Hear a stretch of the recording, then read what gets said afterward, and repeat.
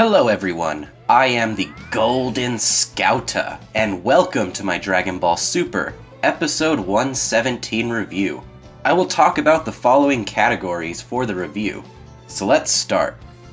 So what I really liked about this episode, finally another episode where it isn't just mindless fighting.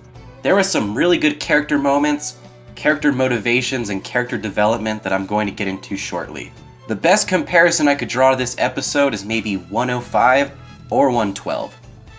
So what I did not like, I wouldn't say it's something I really disliked, but just something that bugs me a little bit and makes me wonder. The more I thought about the final clash between number 18 and Ribrianne, the more things started to get really head-scratching. Since number 18 was able to manifest her love for Kuderen and her daughter into enough power to defeat Ribrianne, is this something that 18 will always be able to tap into? Or is this just a special thing only possible when fighting Ribrianne or the other magical girls? I bring this up just because love energy seemed to be unique only to the Universe 2 magical girls, but number 18 was able to manifest the power of love, so to say. Does this mean that Gohan could gain a power-up if he thought about Videl and Pan? Or Vegeta thinking about Bulma, Bra, and Trunks? Like I said, it's probably just unique to the episode though, and I'm probably overthinking it, but it's still something I was curious of and I think is still worth mentioning. For the story and pacing, this was the Artificial Humans versus the Universe 2 Magical Girls episode, and the storyboard for it was actually pretty good. The first part of the episode dragged on a bit here and there with all the exposition and all that, but I thought the second half was absolutely great, and most of what I loved happened in the second half. So for the visuals and audio, the visuals were serviceable, both in the shots and animation. Nothing spectacular, and nothing abysmal. There were some amazing looking shots here and there though. Especially if you've been looking on Twitter, you'll know what I'm talking about. For the soundtrack, I noticed that a few tracks from the future Trunks arc made a return. All in all, I thought everything was pretty well placed and fitting. So for the character utilization, my favorite part of this episode. So for Ribrianne, I can already hear people singing it.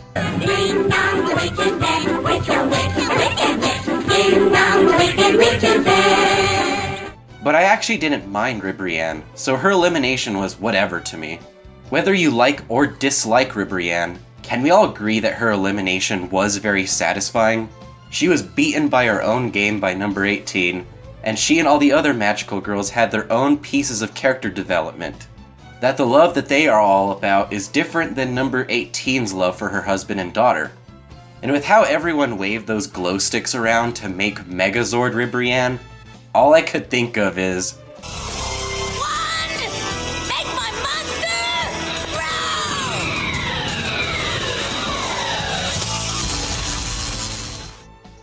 So for number 17 and number 18, I love how they mean business, and they went straight for the eliminations without messing around. For Vegeta, I thought him allowing himself to be pummeled was pretty hilariously stupid. And also, I can't help but wonder why RoboCop is still in this tournament when every single time he confronts someone, he just ends up getting blasted away or beaten up or something. For the Xenos, when they started mimicking Rosie's punch barrage, I couldn't help but laugh. I think that was probably the best Xeno moment in this entire tournament, seeing as though I think that those two have been pretty annoying so far. For the Namekians, still just really strong Namekians, and it seems like that's all they're really going to amount to. And like I said with Gohan and Piccolo, I love that they're the only ones that are actually sticking to the original plan of teaming up and having each other's backs. Again, it's why they're my favorite duo of this tournament. So, for my overall rating for this episode, I will give it a 3.75 out of 5.